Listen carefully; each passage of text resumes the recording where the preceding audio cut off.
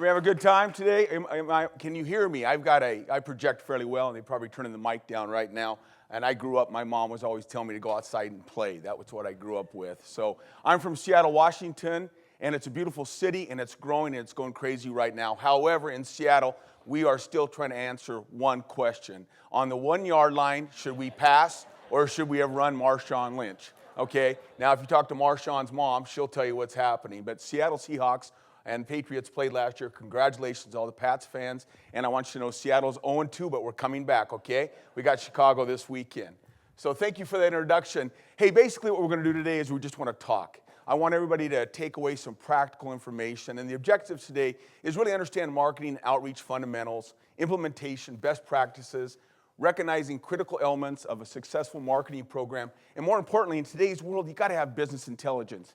You got to create some kind of benchmarking platform, draw that information out of your practice, then create a marketing program that's going to produce some ROI, okay? And with software and all the creativity that's happening in software and the reports that we can run out of our software systems, these benchmarks are pretty easy to find, and we'll talk about that. I'm a very casual guy. I like questions. I have an hour. I have about 66 slides to go through. I'm probably the second fastest talker I've ever known. My calculus teacher was the fastest to me. So anyway, here we go. So we are a full spectrum, evidence-based physical therapy practice. We have several services: physical therapy, hand therapy, nutrition and wellness, sports performance and training, and workplace safety, injury prevention, what we call our industrial rehab program, or the industrial athlete program. And I want you to listen to that, industrial athlete, because you can go to these presentations, go in the workplace and do safety, and everybody's going to ignore you. And what we found is when we call these folks athletes, everybody wants to be an athlete, right? The last time I was coached, my senior year in high school, everybody loves a coach. Everybody loves someone who's going to tell them they did a good job and tell them what to do, and we all look for coaches. When you go into these industrial settings and call these folks industrial athletes, they wake up, they listen. So I'm going to talk about that a little bit later on.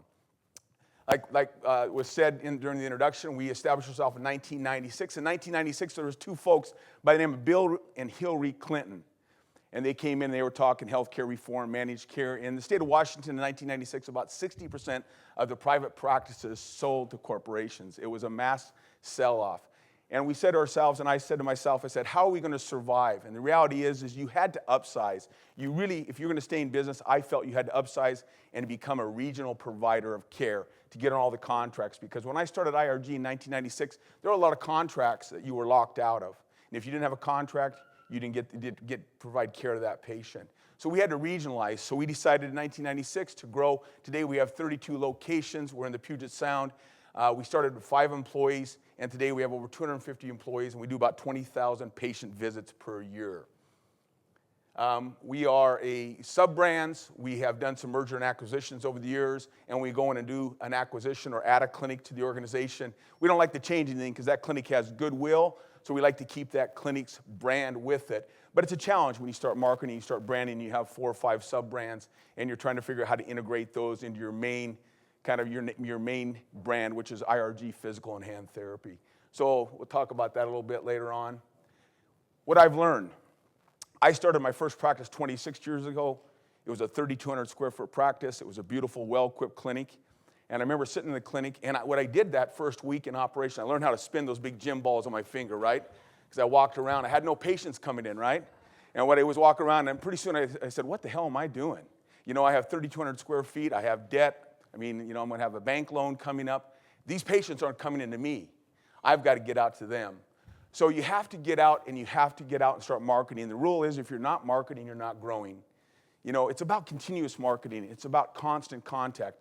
PTs historically, and I did this when I first started, my schedule would kind of slow down a little bit, and what would I do? What do you do when your schedule slows down? All of a sudden, you don't have any patients coming in. What is a PT going to do?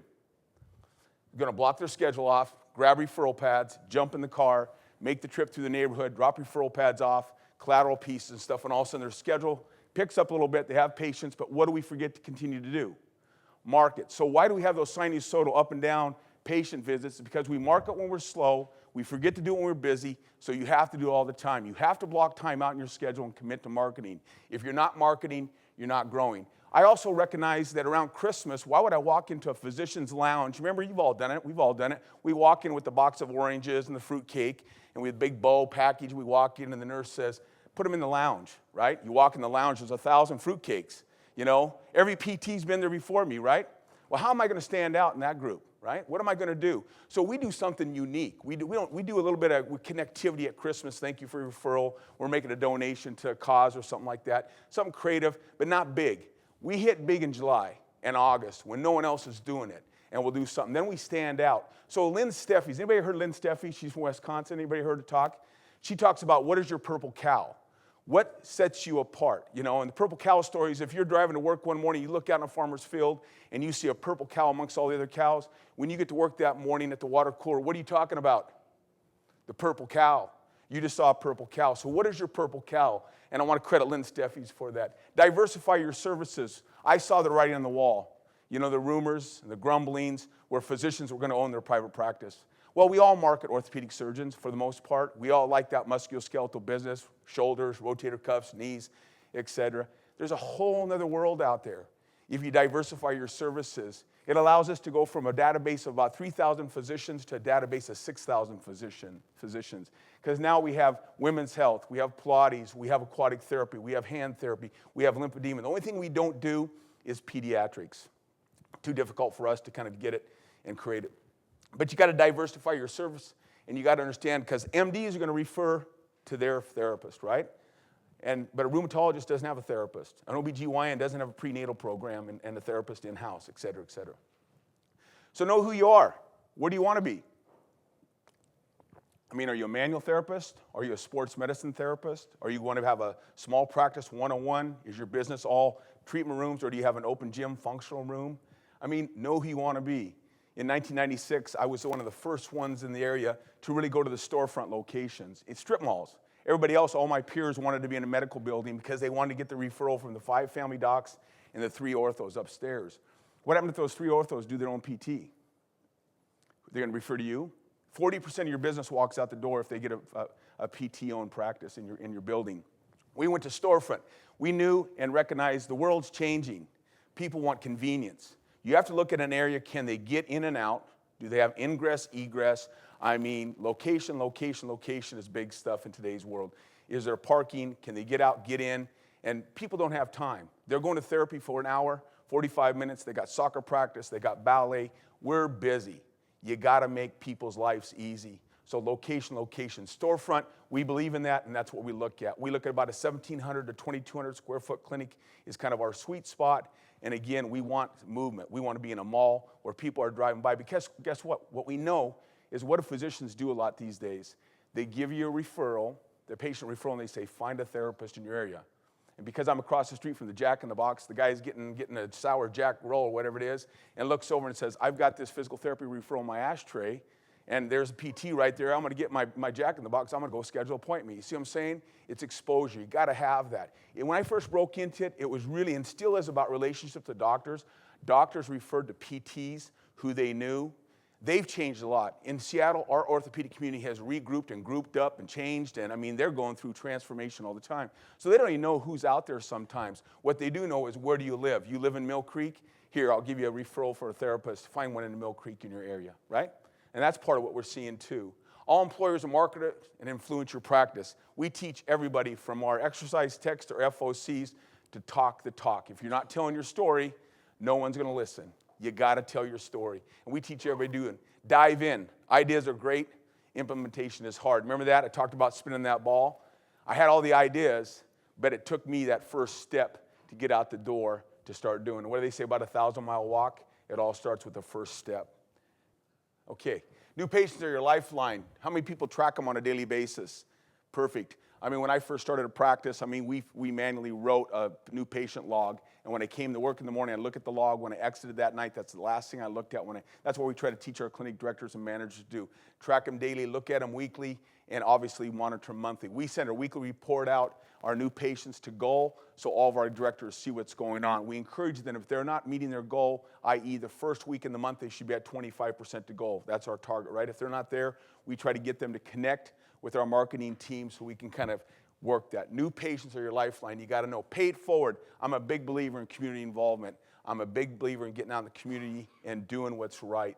And the reality is, you know, you talk to a lot of people in healthcare, particularly doctors and sometimes therapists, they all want an ROI. They all want to know, if I do that and spend that kind of money, how many patients am I going to get? Sometimes it's not about patients. It's about the relationship. It's about building the relationship, because 2 years down the road after that contact, that person's mom and I have a total knee, and they're going to remember your business card, and guess what? They're a consumer, and they're going to go back to the doctor, and the doctor's going to say, I want you to go downstairs to see my therapist, and they're going to say, no, I saw this PT at a health fair 2 years ago, and I want to go there. So you got to contact and connect with the consumer. Internal marketing, we all know the story about internal marketing.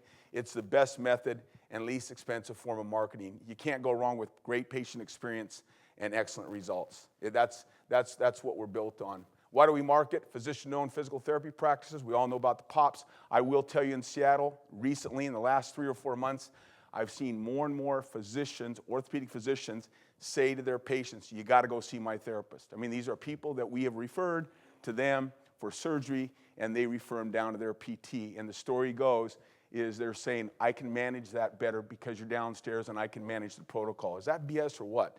You know, that's really about revenue. So what that tells me, opportunity, folks, innovation, and grit. That's what we're built on as PTs. You need to understand what's going on there. I don't think, my personal opinion is, those POPs are returning the investment to those doctors like they thought they were. And they're starting to look at maybe exiting and get out of the POPs, which is good for us, right? Would you all give a hand for doctors getting out of POPs? Amen, right? Okay, so here's the deal, because we had just had a big practice sell their physical therapy to another group, but they sold off their PT practice, meaning those doctors, 24 orthopedic surgeons, are no longer in the practice of physical therapy. Means they're going to refer to me. You take the incentive, financial incentive out of the game, we're back in business, right? And we don't have a practice that's next door to them. We don't have a practice in them, so I've always been fairly strong with them, so they'll refer to me now that they don't have that financial incentive. Institutions, we talked about controlling leakage. We have a thing called the Everett Clinic, about 225 docs. They send everything in-house. Send everything in-house. They encourage your docs. There's incentives. The family physicians are incentivized to keep in-house. So really trying to produce that revenue. But there's ways to battle that. You got to look at your market. How do I battle that as a private practitioner? And maybe they can't get their patients in for 3 weeks. If they can't get their patients in for initial evaluation for 3 weeks, what do? You contact that doctor, because that doctor doesn't want to be uncomfortable having a patient complain, I can't get in for 3 weeks. And they'll, you know what I'm saying? We get them in with 24 hours. So there's things you can do there. Patients have the ultimate choice. This is big. This has changed in the 26 years that I've been in practice. It used to be doctor, doctor, doctor, doctor, doctor. Now it's doctor, consumer, doctor, consumer. You got to touch these consumers. You got to educate them. You got to reach them. You got to teach them. You got to let them understand to ask to come back to see you. No, I don't want to go to your physical therapist. I want to go see the physical therapist I met at the health fair, et cetera, et cetera. Any questions so far?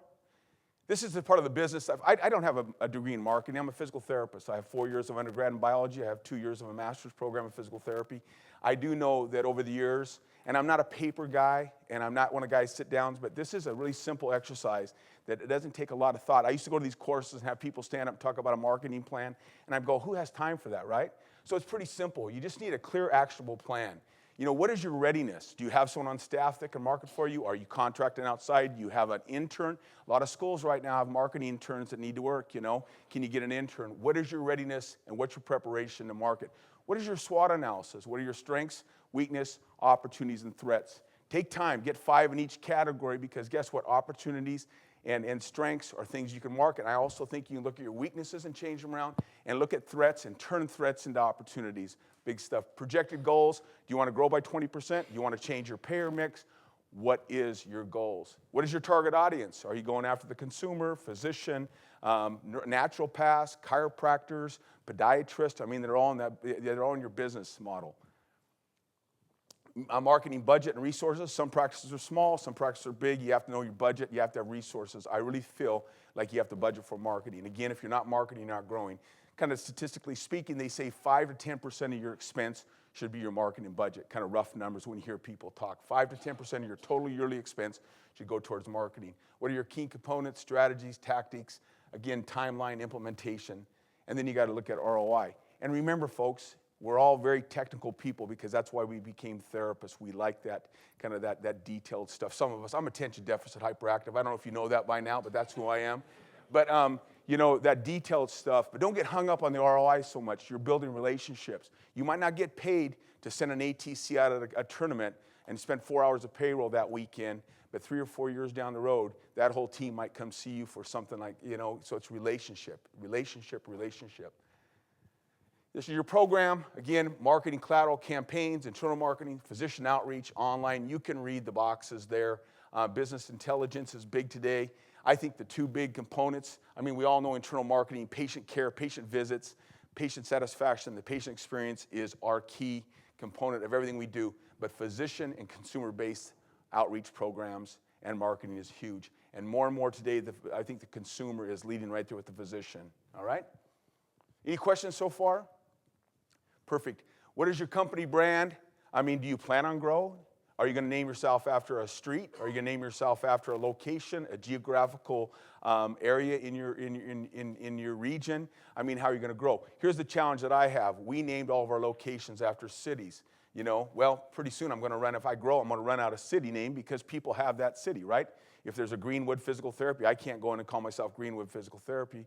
So what we did is now we're saying of IRG. So you see, you got to identify yourself. We're IRG, Physical and Hand Therapy of Greenwood, et cetera, et cetera. So if you plan on growing, what are you going to call yourself and what are you going to name yourself? And if you plan on buying someone or doing acquisitions, are you going to keep that name? Are you going to keep that brand? How are you going to roll it? Is it a subsidiary, et cetera, et cetera? And then what kind of therapist brand do you have? What kind of service do you have? Are you manual therapy? Are you functional? Are you sports medicine? It's okay. In my opinion, it's okay to be a high-volume clinic if you're a sports medicine and functional therapist and everything you do is in the gym. If you want to be a manual therapist, but you just have to know your numbers and know what you have to do because there was talk this morning about being profitable. And we want to be profitable in here, right? Our role is to be profitable in this business. We want to give raises. We know there's decreased reimbursement. Someone just talked about, was it Blue Cross here in Massachusetts, giving us 3 cents? We should all go party, So, that's a big raise, huh? I haven't seen a raise from Cross out in Washington in 4 years. We had just sent them a letter and said, please, give us a raise. Our costs are going up. So you got 3 components of branding and messaging. You have the consumer, patients, and physicians. We break it down. Let's talk about how we can reach these folks. Strategies and tactics for the consumer. Sponsor local schools and organizations. Host an open house. Are you remodeling your clinic? Have you added a new piece of equipment? Have you opened a new clinic? Do you have a new program?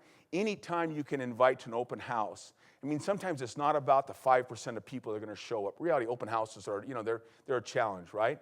But what it is, it's getting your brand out, getting recognition out. Can you send that postcard to the area that's residential population? Maybe you're not in an area with a bunch of docs, but you want to market some residents. Take opportunities to provide on-site community education. Get to know your area. Every Rotary, Kiwanis, Lions Club has a program at noon if they meet at noon, right? You go into those clubs, you say, I'd like to give a presentation on back safety lifting, hip arthritis, knee. They'll invite you in. You can go in and speak. Again, you're touching people. Any opportunity with the consumer to build relationships. Develop succinct marketing, collateral, and messaging, i.e., an example, that leakage. Figure out that leakage, how to turn that into an opportunity. It's a challenge for us, but at the Everett Clinic in Everett, Washington, we know that patients aren't getting in for 2 or 3 weeks.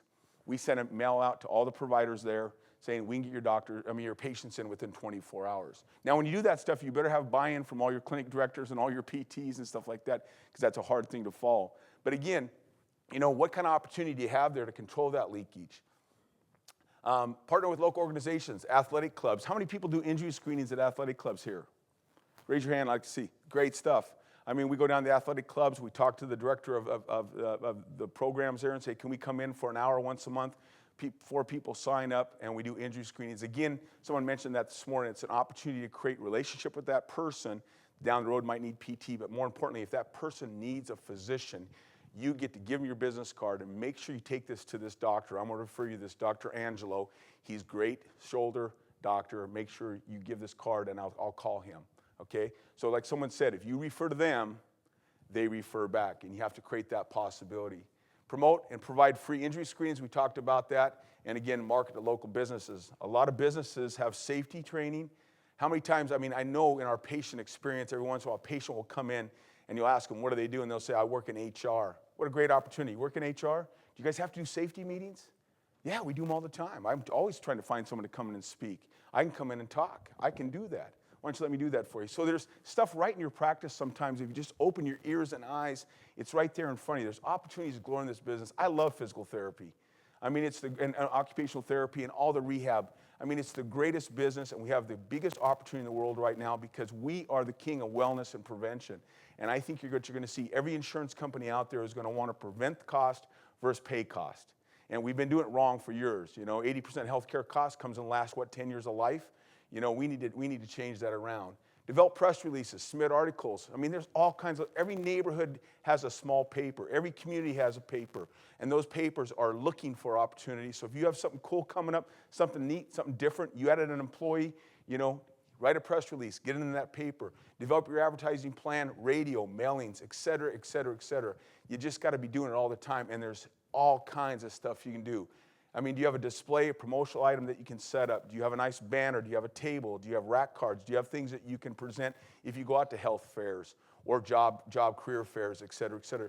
You should have something like that. And then obviously online presence and strategy, and I think someone's going to talk about that, but I have a full-time person. That's all she does is take care of my marketing, my electronic marketing, whether it's LinkedIn, Facebook. I mean, it's so complicated, I don't even know. My VCR blinks, you know what I'm saying? I mean, so... Here's an example of some consumer rack cards that we do. This is, again, for the consumer. This is our nutritional program. They're built so they can fit in those little plastic rack cards. We can take them anywhere. They're mobile. We put them in our clinics. And a lot of times someone will come in and say, I was just diagnosed with type 2 diabetes or pre-type 2 diabetes. You have a nutrition program. How many people have registered dietitians in their practice?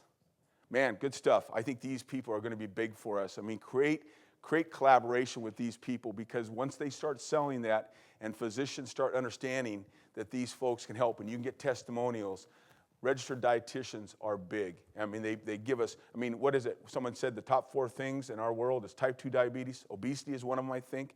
I mean, it's the root of all evils, right? I mean, obesity is the root of all problems. And that's what we can work in that. We can exercise, they can teach them how to eat. Great stuff. This is an opening we just opened up. Jerry, sorry about this. You're not there anymore, but I am coming into Woodinville. If you were still there, I wouldn't do it. But this is our brand new office in Woodinville, Washington that we just opened up. It's a rack card. We just got open about a week ago. So, we're going to get these out. We're going to have an open house. We're in the paper already. We're doing interviews on the radio, doing all kinds of stuff. Again, what's that? How's it look? Thank you. Again, it's all about getting the word out and getting exposure. Here's a cool thing that we do. We do what we call community educational nights or med-ed nights. Great opportunity to build a relationship with a doctor that you're trying to create a relationship. Every doctor out there, ladies and gentlemen, let me tell you right now, this is what I'm seeing. 26 years ago, it was like if you tried to get an orthopedic surgeon, I always felt it was like getting an audience with the Pope. You know what I'm saying? Who's here this week, by the way. But, getting in to see these orthopedic surgeons was like they had a big wall around them and stuff. These young men and women coming out in medicine right now, it's competitive for them, and they are chomping at the bit to co-market with you. And what we did is we have a brand new clinic. This is our Gateway Physical Therapy Clinic. It's in a nice area, but I'm out in the residential community. I'm in a beautiful residential area. Everybody wants to live there. Knowing that I had to get in the residential area, how can I get in there? We called a doctor, we have an orthopedic surgeon, and our clinic director in there. We did a running education night. We mailed this to all the zip codes. You can identify the zip codes in all your area. Who makes the healthcare decision in America? The woman, right? So we mailed this to the household. Again, we get exposure. It's a great opportunity to have 20, 25 people come to an evening. The doctor gets to talk. The therapist gets to talk about what they do, what better way to share and commingle. And then all of a sudden people come up and they start, hey, can you take care of my shin splints? Can you take care of my plantar fasciitis? I have IT band. Or they might even come up and say, I don't have any running problems, but my back's bothering me. Can you take a look at it? Sure, we'll do a free injury screening. Let's step back in the room. You see what I'm saying? So again, it's a consumer. This is our booster ads that we do to all the football programs. These are $150 for a business card size. Everybody, you get them all the time on the calendars. The constant theme and the message on there is complimentary injury screens. So we want to get these athletes and families in and screen them and create an opportunity, again, in the consumer to refer that patient to one of our physicians that we want to build a relationship with. Community event, this is our community calendar. In the summertime, I probably have, every weekend, we're probably covering 8 tournaments, some kind of run, relay, marathon, you name it. We have athletic trainers out. They have our tent, they have our booth, they have our stuff. They're handing out stuff. We use athletic trainers. They're great. I love athletic trainers. And you know what? These guys and gals, athletic trainers, they're well educated. They all have master's degrees now, and you can use them in the state of Washington. They just licensed them in the state of Washington as of January 1, 2015. We can use them to treat L&I patients. with supervision.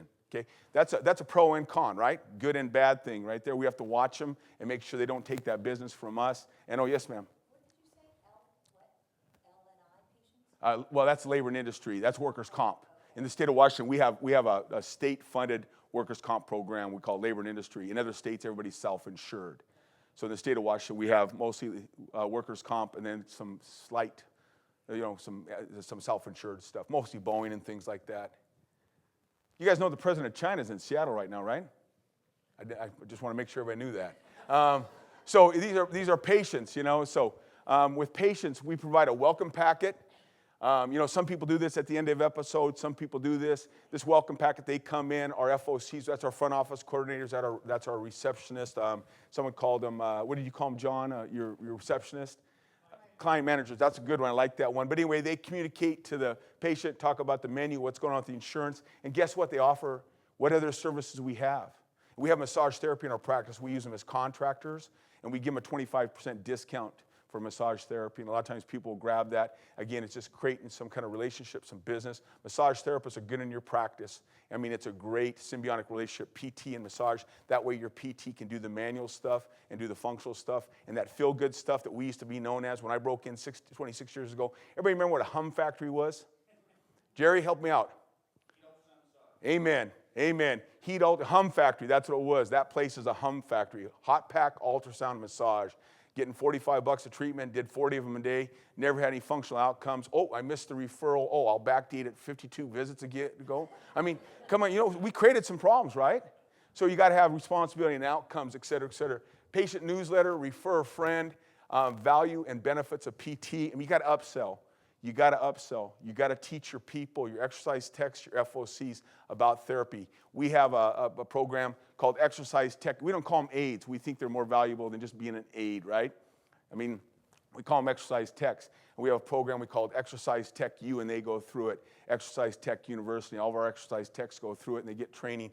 They have to understand what the patient's asking, when to get the therapist involved, what to do, what not to do. I mean, they can be a big part of your practice if you use them. And you got to educate them.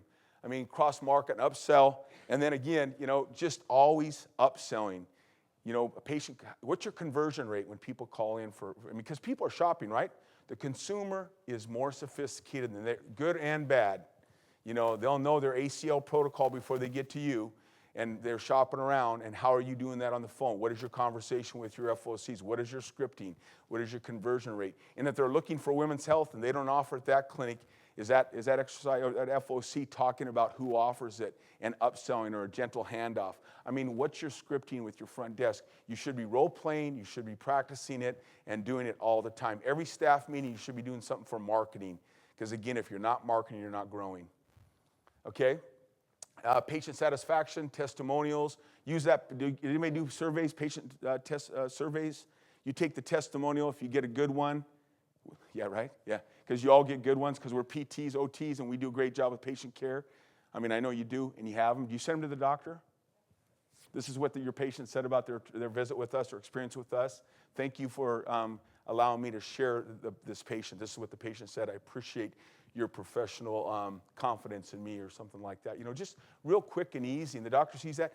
What's the number one thing? 30 minutes, thank you. I think I'm going all right. I'll pick it up a little bit. What's the biggest thing you can do for your physician? Excuse me? That's right. Make the doctor look good and make the doctor's job easy, okay? Tell me, 2 scenarios. Is it easy if Mrs. Smith comes into the doctor for a 2-week checkup and says, I love the therapist you sent me to, doc. I'm doing great. I'm 90% better. I want to go back. Yeah, go ahead. Continue therapy, Mrs. Smith. That's great. Or is it harder when Mrs. Smith says, why did you send me? I sit around. They don't do anything. They put stim on me, hot pack ultrasound massage. They hum me. You know what I mean? If you know what that means. So, I mean, easy. Watch that stuff, okay? We just had compliance. So, again, patient appreciation events, excellent patient experience and results. Lost patients and discharged patients. Turn your patients into walking billboards. It's the least expensive marketing you can do. I mean, it's great. I mean, the best compliment a therapist can get is when your patient comes back and says, I told my doctor they should send everybody to you, And it's about communication. And, your patients understand that. And if you do right by them, they'll tell everybody, because what statistics say? A happy patient tells what, 3 or 4 people? An angry patient tells how many? Everyone. People like to complain. You know, we're still complaining about the pass, not the run in Seattle. You know what I'm saying? I mean, so anyway, here's your patient survey. Pretty simple to do. Today's world with computers and everything out there, you can do this online. You can do this in a hard copy. You need to collect the results and do something with them. Share the results with your doctors. I don't think that's a bad thing to do, because they want to look good and they want to make sure they're sending someone to a therapist that's going to take care of them. Refer a friend. This is a program that we do. It's hard to read down here, but you get, if they refer a friend after they've come into therapy and they go through some rules, they get a choice between a $25 gift card. You know, to it's a gas card, a Fred Meyer's, that's a department store. You see what I'm saying? But sometimes, you know, when I first looked at this, I'm going to be honest. When I first looked at this, I thought, ooh, boy, this sounds like I don't know about this. Is this really getting on the edge of not being professional from a healthcare standpoint? But we do it, and it works, and you got to follow up, and it's a pretty cool system, really. So that's just an example. Any questions on that? So this is a patient newsletter. They can get out of the newsletter if they want, but once a quarter, our patients get newsletter with events coming up, what's going on, stay in contact with them. I mean, we've all did it, and now we've all seen it happen. How many times over the years have you had a patient that you've treated for a knee, you know, and then like 4 years later they show up. It doesn't happen often. They show up in your practice for a shoulder, and you say something. Have you been to therapy? What's been going on? Yeah, I had a back problem. Well, where'd you go to therapy? Well, my doctor sent me to this other therapist, you know. I mean, it's like, what? I mean, I'm your therapist for life, man. I mean, you know, you have a family doc. I'm your family therapist, you know. And what happened there? Well, I don't think we stay connected with our patients, because Lynn Steffies also says she doesn't like the word discharge. We're the only group, only discipline that discharges our patient. Doesn't that sound, when you think about it, you're discharged, you know. I mean, she talks end of episode. Yes, ma'am.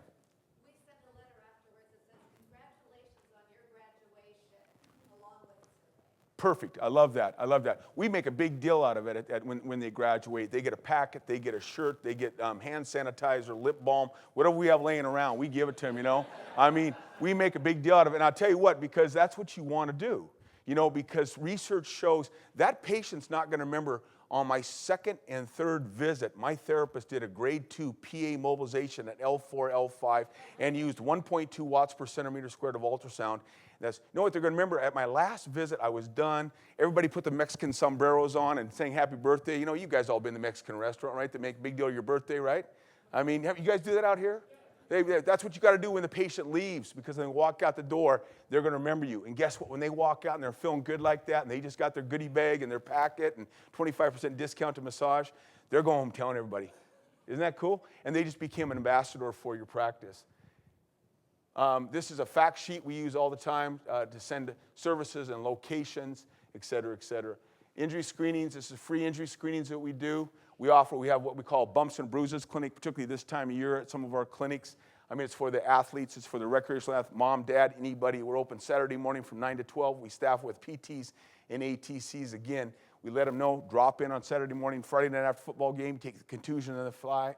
You know, Saturday morning you wake up and you can't move your leg. It's all black and blue, swollen. What's going on? Do I need an x-ray? We offer this. Again, creating that one stop before that ortho gets them, because then they'll come back to see us. It's relationship. Physician liaisons, we have 3.5 physician liaisons in our organization. These are folks that work on a commission. There's a lot of people in the pharma business that aren't working in pharma anymore that used to be pharmacy reps. Remember the pharmacy reps? They don't exist anymore, right? A lot of them out there. You can bring them into your organization, teach them how to build relationships, put on them a commission. They hit a new patient quota. They get X amount of money for every new patient. If you do the math, one new patient produces X visit worth net rate, et cetera, et cetera. Do the benchmarking. They have a lot of value. So we use them, and they go out, and this is what they do. They promote wellness services, monitor referral. They facilitate partnerships, staff education, and co-promote practices. Because that's big right now, because a lot of these young surgeons particularly are looking for opportunities to market. You know, establish relationships with the medical assistant referral coordinators, you know. They're the big drivers. Sometimes the doc, this is what happens. The doc walks out of the room, is just finished with care, walks down the hall, medical assistant's down there, and hey, Becky, can you send Mrs. Smith to therapy? So the medical assistant's doing the referral. You know, Mr. Smith, where do you live? Oh, I got a great PT over in Mill Creek. Yeah, I'll write that down. So, I mean, get to know the ancillary support staff. Take them to lunch. Do a banquet. How many times do those medical assistants get invited out for lunch? Get a country club. Get something in your area. Have them come out and tell them what you do and how, and get their feedback. Find out what makes their job easier. You know, here's some example of some stuff that we do for physicians.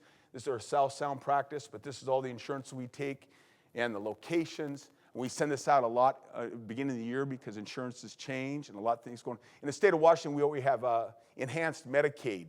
So we have about 70 different plans in the state of Washington. It just boggles my mind. So lymphedema, it's program type stuff. What do you got going in your programs? From a standpoint, physicians want to hear about programs, right? So if you do different programs, I mean, put something together and send to them. And what type of physician should you be marketing? If I'm marketing lymphedema, tell me the type of docs that I might want to send this to and why this is a cool program for you. Anybody know what kind of docs I would market lymphedema?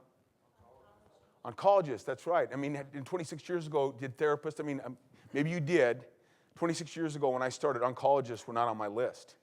You know, now it's oncologists, it's surgeons, it's general thoracic surgeons you can market. I mean, you can market nurse practitioners. In Seattle, in the Everett area, we have a big organization, hospital called Providence. They have a big comprehensive breast program. Our therapist goes in there and is part of their team and talks with them. And it's just an ancillary service that we offer, but docs want to know about it. Uh-oh.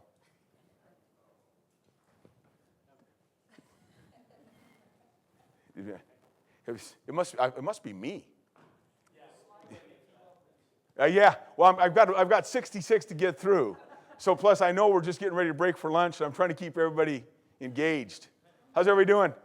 All right, good. Yeah, this is ASTIM. This is our program. So, you know, who do we market, and how do we market to? ASTIM, anybody do this? There's all kinds of programs, augmented soft tissue massage. Guess what? I mean, your podiatry community loves this, because they have plantar fasciitis, posterior tib tendonitis, all those itis things, this ASTIM, and all those other techniques sometimes are good to work with. So this is our service guide. We list our locations, and then what services we have. Jerry, I mean that big, humongo thing you did for Medicare, that's great because you laminated it, and when it looks laminated, people say, don't throw this away. You know what I'm saying? So do you do something like that? Do you take this card out and laminate it? I've actually thought about laminating and putting like two little thumbtacks next to it in a little bag so the doc knows to tape it up. Because they're always asking us when we go out and see them, what kind of services, do you have hand therapy? Do you do women's health? And it has all of our locations and where we're at and what we do. So hopefully put it on thick stock and pass it around, because they might post it up. And then your logo is there all the time, and that's all about branding. Okay, business intelligence. What is your overall market share? Are you monitoring trends? And, you know, are you taking action? Who's your top referring clinicians? Who are your infrequent and who are your non-referring? We call them loyalists, splitters, and prospects. You guys should get a report. It comes right out of your software that can tell who your referrals are and what doctors refer to you consistently, what doctors refer to you on the splitter side, so-so, and then what are your prospects. And you should be breaking those down in a third and doing a marketing contact, a third and a third and a third. Your good doctors, keep them entertained. Your splitters, get them connected. And your prospects, go out and talk to them. And you got to block time out to do this, or you got to have someone in your organization that can. What is your payer mix of the referring clinicians, number of referring clinicians in your software program, and a number of referrals per clinician? So, I mean, how many docs refer to you? What do they refer? And how much they refer to you? And some of the things we look at as we break it down by doctors, we can tell over, this is a 3-month period of time, January and February. Every one of our directors, we get this report every month, we look at it, and all of a sudden we say, well, look at orthopedic specialist Northwest. I mean, they referred 0 in January, 1 in February. Uh-oh, what happened there? I wonder if someone told one of their doctors there that they needed an MRI, you know? I mean, and that's happened. That's happened where you get on the phone, you call up. What happens is the patient goes back, and the PT didn't even say it, and the patient goes back and says, my therapist said I need what? Boom, your referrals go out the door. So it's education. So if you're not watching this, how would you know if that doctor quit referring? So we break it down by doctors. And again, we look at how did they get to us? You know, what's our effect of that ROI on our marketing? How did they get to us? How did they hear about us? What is their demographics?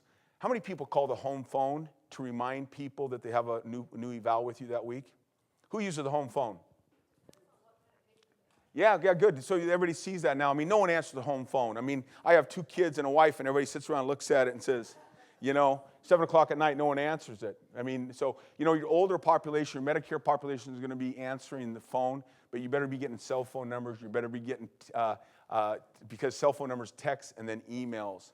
I mean, what type of therapy, what kind of type of condition, and payermix. Who tracks payermix? You got to start tracking that, folks. That's huge. That's going to drive your marketing program. Payermix is huge. I mean, again, this is how we look at it. We get referrals from doctors. We get patient referrals. We get employee referrals, ads, and we go. This is all broken down, defaulted into our intake. I'm sure, Jerry, you can do this in Clinicient. When the patient comes in, if your front desk or a receptionist doesn't ask that question, it doesn't let them move on, I would default this. I would make sure they ask that question because you want to know what your effectiveness is, et cetera, et cetera. Okay, knowledge is not power. Applied knowledge is power. Gather, review, and implement. Okay, this is benchmarking. And how many people benchmark their practice? You better start benchmarking your practice. All this data comes out of software. You can look at what we look at: charge per visit, net revenue per visit, clinic cost, et cetera, et cetera. On the bottom is the stuff that we are going to talk about: new patient per FT, payermix, cancellations, no-shows, durations of visits. Okay. Patient new goals, they're your driver. You got to track them weekly, monthly, and bi-monthly. Send them out. Sit down weekly and have a conversation with your therapist. I mean, talk to your front office coordinator. What's your goal? I mean, how many new patients do you need per PT? We look at our industry about every physical therapist, full-time equivalent therapist needs 25 new patients with the right payermix per month to keep them busy. You go back 8 years, it was 12. Okay, people are coming in less frequent. And they got high copays, et cetera, et cetera. I mean, PTs versus PTAs. These are the things to look at. What changes in your new patients? Are you seeing less new patients? In certain times of years. I mean, obviously we know that in the early type of the year, in the January, February, et cetera, high deductibles. But also now what we're seeing in the latter, November, December, people are making a mad rush because they've met their deductible and they want to get their PT in. So our November, Decembers are busy. I mean, if you have a PT that's supporting a PTA, maybe you need 35 new patients for that PT. You got to know your numbers. I mean, how many new patients do you need in that practice to make that practice profitable? And how many PTs do you have in that practice? How many new patients, et cetera? You need to break it down. And we look at it. I mean, here's our monthly new patient goals. There's our current new patients. And I send this out every week to all of our clinic directors and all of our front office coordinators and all of our marketing people and say, we have 32 clinics. We know where their goal is. We know at the week where they should be at 25%, 50%, and then we talk to them. I mean, if our folks are not meeting our benchmarks, no one in the Lincoln Continental in the dark suit and the glasses goes out and starts busting knuckles. We don't do that. We educate, we drill down, we look, we find out what's going on, what's changed in that market. Maybe their best referral source is on vacation, et cetera, et cetera. So we look at that data. Payermix, huge, huge, huge stuff. Like I said, in the state of Washington, we have clinics in the state of Washington. We take everything. At IRG, we're like the Statue of Liberty. Give us you're tired, you're hungry. We take everything. But we take it and we stay in business. And we do that because we believe in giving back to the community. And I have a lot of peers and a lot of people that I know in the state of Washington that don't take DSHS, what we call our Medicaid. And in the state of Washington, I talked about it, enhanced Medicaid. We have 23 to 24% of some of our practices that have 24% Medicaid. That's 60 cents on the dollar. Okay, you got to have a model to treat those folks, and you better figure out what's going on. And if you're getting too much of that and you want to change it, then you have to come up with a program. So we started these programs called Connect programs. We know that orthopedic surgeons don't see what? Medicaid, right?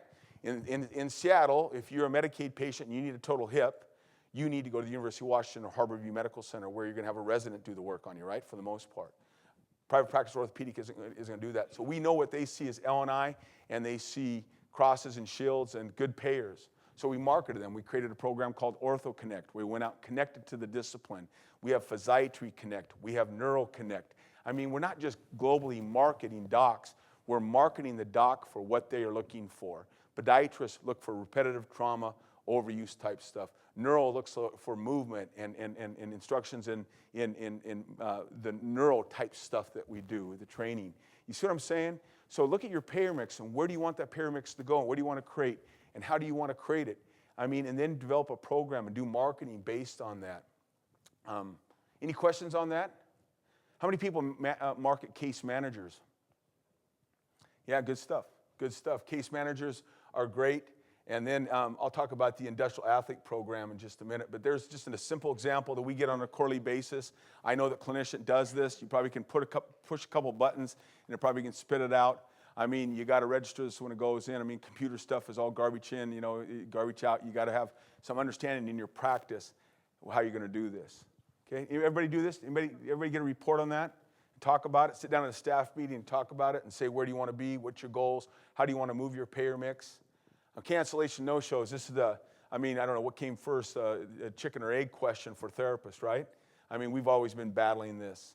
And we know that we battle it all the time. I mean, we know that practices lose substantial value and revenue out of their practice in an annual. I think we did the math one time. I think we looked at something like $300,000. If we could change our cancellation rate by 4 points, we would make $300,000 in a year. Because, you know, getting the patient in and your cancellation no-show, that's your gravy, right? I mean, you've got 6 to 8 visits in them to kind of meet your cost. And I'm not talking about treating them forever, but I'm just talking about treating them right and doing a good job. And the cancellation no-show, we look at 8 to 10%. And we monitor it by clinic, and we monitor it by therapists, and we know what's going on by individual therapists. And there might be times where, I mean, we all have hired young therapists, right?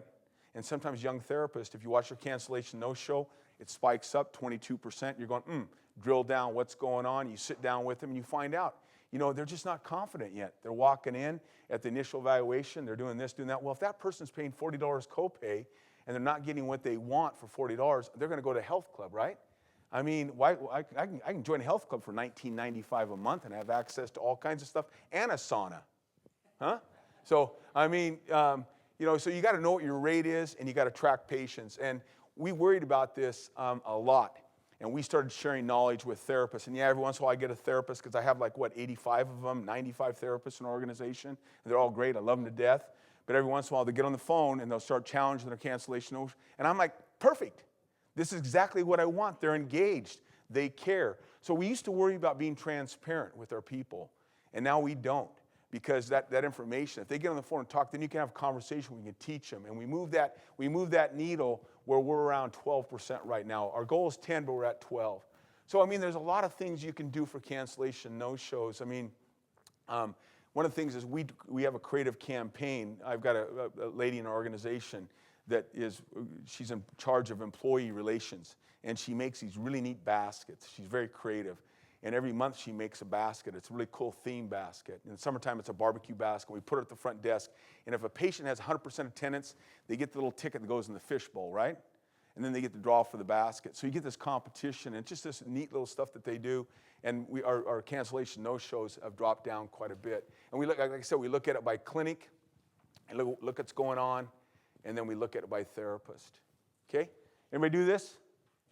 Yeah, it's the stuff, huh? Durations. How many people look at durations? Durations is how many visits every new patient produces. In our organization, we look at 10. You know, it depends on payer mix, time of year, therapist experience, again, the new grad. Patient engagement, again, what's going on in internal marketing. I mean, tell me, raise your hand if you had a patient ever come in and say, my doctor referred me for 8 visits, but I have a $40 copay, I can come in 4 times. Have you ever heard that? We hear it all the time. Do you have a program? What's your program to capture that? If they're going to walk out of your clinic because they can only afford 4 times, I mean, think about it, $40, 4 visits, 4 times 40 is 160. I mean, for some people, that's groceries, right? I mean, reality is, that's groceries. You better be providing something for them that they're not going to say this isn't worth it, or they're not going to go down for $19.95 and join the health club. And you got to educate them with the PTAs and the PTAs, et cetera, et cetera. 5 minutes. Okay, we'll kind of get through this. So again, setting goals, building transparency, recognition, have fun. This is a program that we did. We did this for 3 months. We let our organization set some goals. We called it the P90 IRG campaign. It was 90 days to increase new patient and volumes at IRG. And everybody got a prize if they hit certain benchmarks. Again, P90, we kind of built it at that P90 exercise program, just being creative. People buy into this. It gets the competitive juices. You got into PT school because you're competitive, right? Keep it in your office, you know. I mean, everybody likes to compete. Who doesn't like to win, you know? I mean, so, and it creates kind of a cool thing. This was our 2020 campaign. We knew that in our organization, July and August were tough months. In Seattle, it rains a lot. 10 months. In July and August, it doesn't rain. Guess where people want to be in July and August? Not in your PT clinic. I mean, we're kind of ghost town, right, Jerry? You know, I mean, so in July and August, we built this program. How do we do that? And we've grown, by the way, every year we've grown 20%. So we market, we tell our story, and we do things like this. So this is our 2020 for those 2 months. What was 20 contact? Could you get a 20% increase in any kind of thing you could measure, new patient visits, et cetera? And what did you do?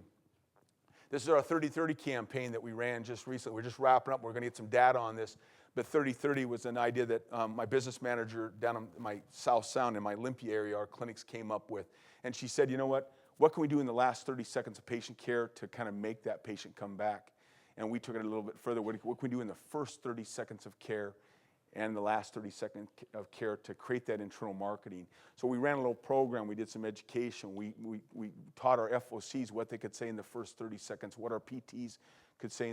Everybody in the organization learned something because this is the internal marketing. And what is that last 30 seconds that you might save that patient that walks out the door and says, you know, I'm not coming back or something like that. So what is the patient engagement, patient-centered care that you can do? So it's kind of just a simple program, simple campaigns you can do. This is kind of a cool thing that I started a couple years ago. I've been doing it about 6 years. Fox Sports Radio is a live program that I do Monday nights from 6 to 6:30.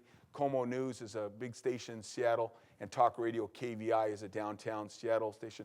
The guy in the middle, that's John Olerud, who used to play baseball for the Seattle Mariners. He has a daughter that had a significant genetic problem, so we had him on the radio talking about his foundation. But the point of this radio program is, someone said this before, these programs, when we ask an orthopedic surgeon, he or she, to get out of their office and come on the air live or record with me at a radio station, you know, I mean, it changes the platform. I mean, they're calling me back. They're giving me their cell phone numbers. I've got their cell phone numbers. I can now call them up on their cell phone number and say, I have Mrs. Smith here. We had you on the radio last week. Can you see her tomorrow? She's got significant knee pain. It's swollen. Yeah, sure. No problem, Shannon. I'll do it. You see what I'm saying? I mean, get them out of their office. Get them into something. Every doctor out there likes to talk about what they do, right? I mean, what a platform to do it on. I mean, we talk about everything. Family physicians, dermatologists, rheumatologists. I mean, if you can find a radio station, small, big, large, in your market that you can go down and you can say, hey, I want to do a show. It is the most creative way and the coolest way to get doctors to kind of develop a relationship with you. Because we take it from there. At the radio station, we ask them, can you come out and do a staff development meeting with us? And I'll show you what we do later on. But you see what I'm saying? I mean, get them out of where they've got that wall around them. Get them in a place, talk to them, and market them. We did this a long time ago. I really believe this. One day I was sitting down. I said, why am I apologize for this word if it offends anybody, but I'm going to throw it out. But why am I proselytizing myself with cookies and donuts to these doctors?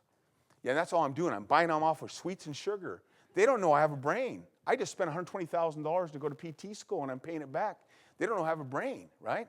So market them on the professional level. Get them on their level. A family physician probably has 5 weeks of musculoskeletal training in med school, unless they go to some fellowship or something like that. You guys have a lot of information that you can teach them and share on a professional level. Any questions on the radio show? I'd love to talk to you about it if you want. And here's a great opportunity for you, is ask a doc to come into your clinic and talk to your therapist.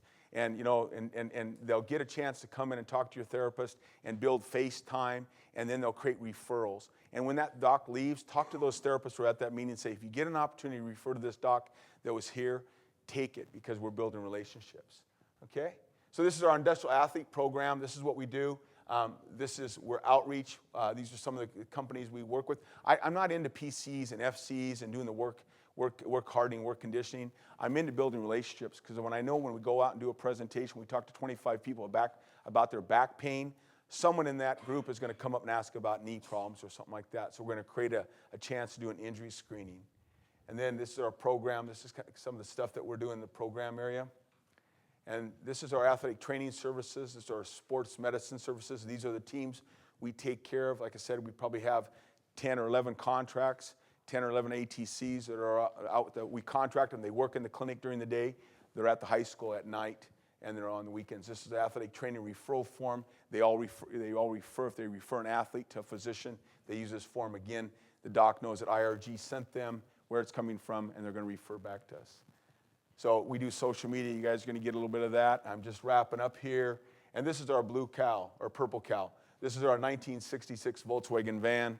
I bought this when I first came out of PT school because I thought I was going to climb all the big mountains in Seattle, you know, Mount Rainier, Mount Baker, and instead of buying Gore-Tex, I ended up buying Pampers. You guys know the story.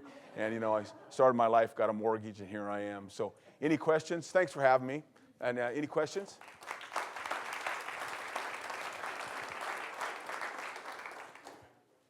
Actually, I have a couple comments and make it easy, Jerry. Make it easy. Just for Clinicient users, we know, because we've got the numbers, that people that consistently use text message appointment reminders have a better no-show rate. I mean, I think text message reminders, which was a surprise to me, is really the way to go.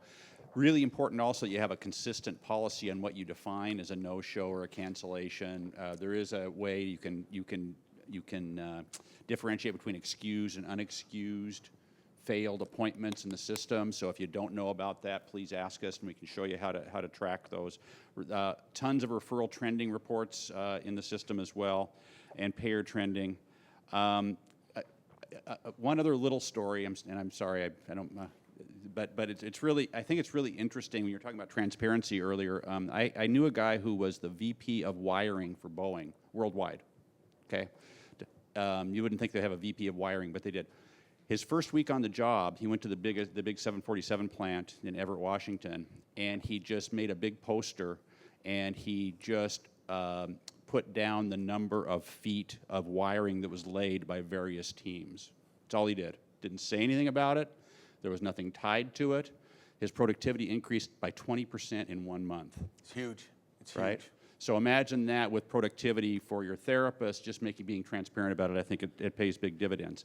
Also, my only complaint, I mean, first of all, thank you for coming. Oh, no problem. No problem. It was just great, and I really appreciate it. And Shannon and I go way back, but I'm really disappointed you didn't mention your radio program on KORT. Oh, that's in Grangeville, Idaho. Tell us about Grangeville, Idaho, Jerry. Yeah.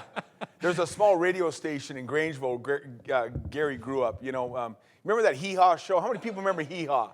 You know, population 35. That's Grangeville, Idaho.